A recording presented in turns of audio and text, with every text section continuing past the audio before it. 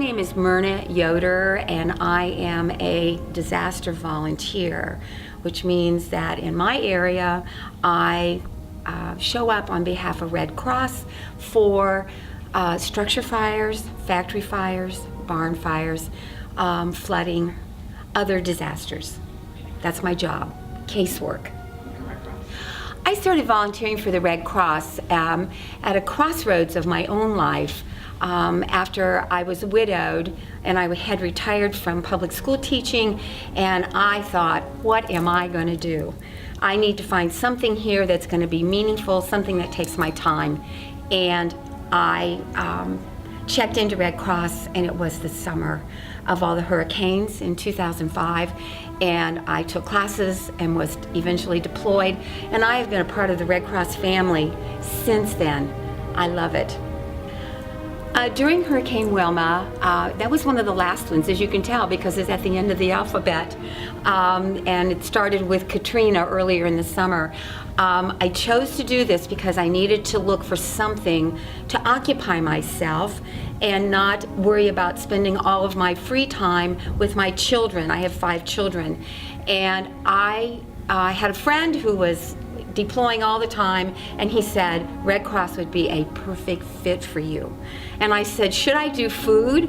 And he said, well, you're good at food, but he said you'd be really great with families. And so that is where I trained. And of course in Red Cross we do everything. We have to shelter, we have to feed, we have to prepare people, we have to talk with people. We do it all, and that's part of what a volunteer needs to do, and be flexible on top of it. Wow, flexibility. That's the big key for Red Cross, is being able to say, okay, I can do that, whether you think you can or not. I can do that.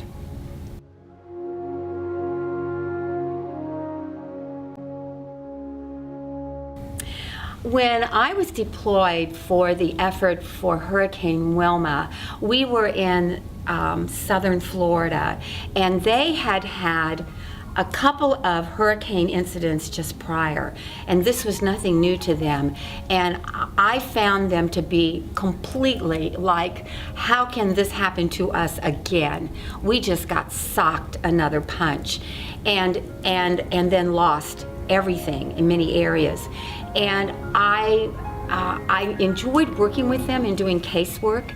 And each day I stayed in a shelter in West Palm Beach, and we used FEMA showers to keep ourselves clean. And each day we drove to our locations to do casework in service centers, which at that time power was just being restored in Belle Glade, which is where I worked, and we used a church as a service center, and that is where our clients came asking for assistance and help from Red Cross.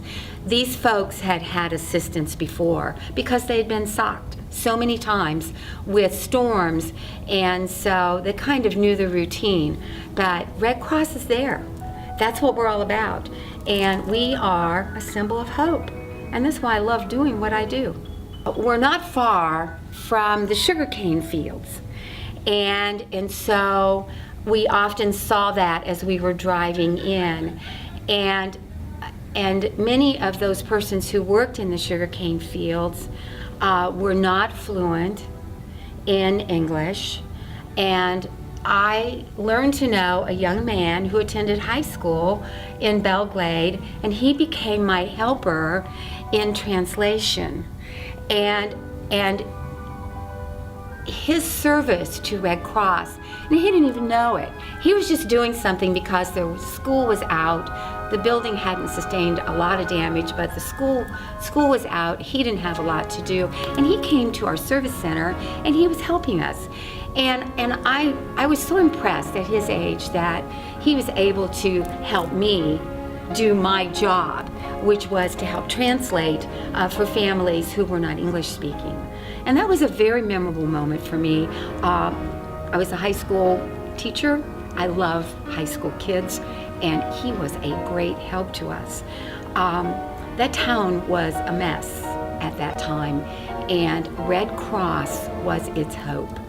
And that is what sticks in my mind, is what we brought to them in the way of service and in the way of hope and in recovery. That was a new world for me. I had only been connected with Red Cross for, maybe 3 months before I was deployed. I was such a newbie, and I really only had what I was to bring to Red Cross. But it was a great fit, because it's what Red Cross does. And that's what moms do. We help and we serve and we feed and we shelter, and it's what teachers do as well. And to me, it works, and it is, and I love the Red Cross message, the message of hope. There are so many jobs that Red Cross has. There is something that you can help us do and be a part of Red Cross and serve this great organization. That's what I would tell a volunteer. You don't have to do what I'm doing. You have your own special talents that we can find and we can use to do other things that represent Red Cross.